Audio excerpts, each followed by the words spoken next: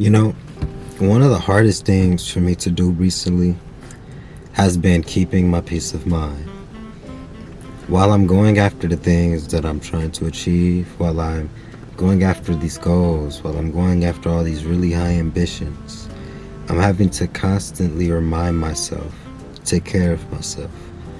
Like, it's very easy, at least for me, to get headfirst in this grind. I have a business. I just graduated, so I have bills and stuff like that. Um, and I seem to be very stubborn in my vision. Um, Now, I guess you can say that's a blessing and a curse, right? Because I'm almost certain there's probably is other ways that I could go about, acquiring a certain financial status, because ultimately that's probably what we're all trying to do. But I want it to be aligned with what's truly with me, right? Which means I'm willing to sacrifice these early years. I'm 22. I'm seeing everybody party and do their thing and stuff like that.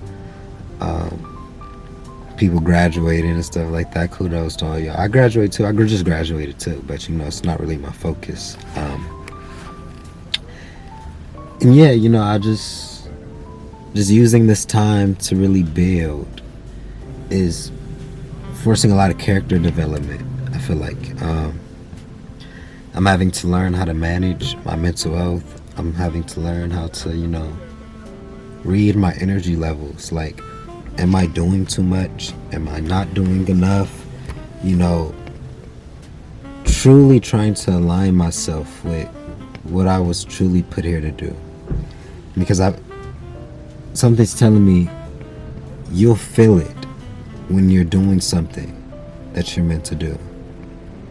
When you're in alignment with what God put you on this planet to do in all facets, relationship, family, money, a whole nine. When you're in true alignment, feel it. And when you're stepping outside of the things that was destined to happen in your life, you're forcing a different path. You feel the pressures of stepping out of your element. And I was seeing all of these videos, well, not all these videos. I posted this video. I posted the 100K graduated with $100,000 in college debt video. Kind of did well, kind of blew up. It's at like 7,000 views right now.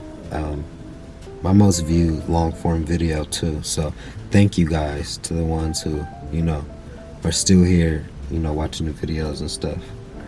But I was seeing a lot of people in those comments, make comments about like,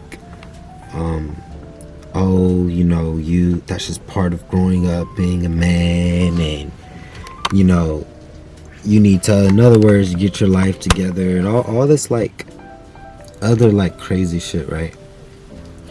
And I don't know the life of the people behind this camera on the other side of the internet, but it takes a certain level of resilience to build something that's yours. It takes a certain level of resilience to be a visionary, to truly start from scratch. And it takes a lot from you. You don't have time for a lot of things. You don't settle. You don't give your energy to certain things because you realize you could be putting your attention somewhere else and be getting different results. That's more fulfilling. I'm a very purpose-driven man. I'm a visionary. So if I have to put myself in a season of sacrifice just to get to that point that God is telling me to get to, that's okay with me. And I know that's not something that a lot of people are comfortable with, right? Because naturally as humans, we search for comfortability. We don't like being uncomfortable.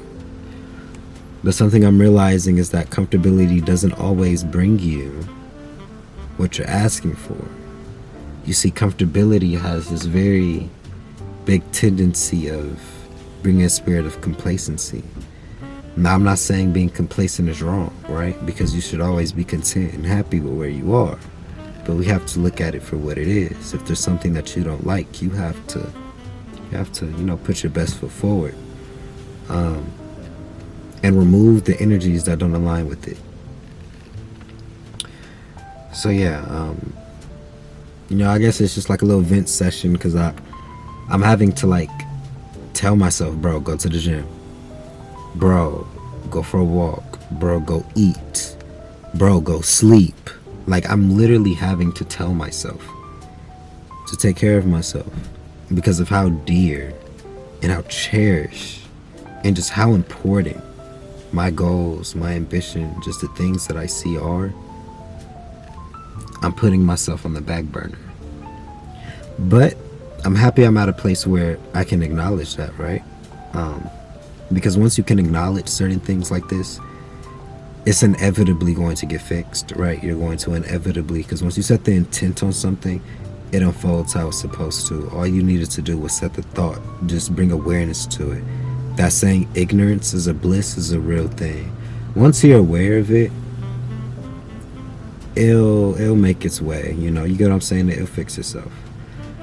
But yeah, this is like a message for the people on the other side of the screen too, who are visionaries. You guys should set your goals really high, right? Something within you, just like it's in me, is telling you that you are capable, that you have it in you to do certain things regardless of the examples sown and set around you.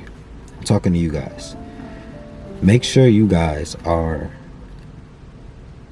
putting yourself first, because when you take time to prioritize yourself, when you take time to love yourself, when you take time just go do the simple shit like what I was saying, go work out, sleep, eat, talk to some friends, just breathe, meditate, how you do the things in your day-to-day life will become better. If you're like trading and you're into finance and stuff like that, it will be a lot easier for you to make money, make better trades, make more timely trades, etc. if you were calm, if you weren't anxious, if you took time for yourself. If, a lot of people are in drop shipping, e-commerce, clothing brands, real estate. It really doesn't matter. If you're going into anything where you are the business, it solely depends. Even like sales, certain people work in companies where there's just the only way that they make money is off commissions, damn near, so they have to get what they eat, right? You have to put yourself first. You can't put your craft, you can't put your business, you can't put your goals before you, because it will become very difficult for you to keep doing it. Because by nature, certain goals, certain paths, certain things that you want to do comes with adversity. It's by nature. If every path or certain paths didn't have the amount of adversity and pressure to it as it does, everybody would do it. Everybody around here would be filthy rich, would all be starting businesses, would all be real estate agents. Like, it doesn't matter, would all be in ultra successful positions if life didn't come with the level of adversity. So since we know that our paths is going to inevitably bring hardship and adversity outside of us, is like this too, it's usually never nothing physical, it's usually mental adversity. But since we know that the game by nature is going to bring that, we need to do things that prohibit the compound interest of just bad things. You get what I'm saying? If every day you're pushing yourself to that limit, every day you need to be doing things that help you, that bring you peace, that bring you down to that level and helps calm you. It needs to be a balance. Don't go days on end where you're just heavy into the grind, heavy into your work, and you just let it all build up. You go weeks, months, some people go years, not taking time for things like their family, not taking time for things like working out, self-care, mental clarity, emotional intelligence.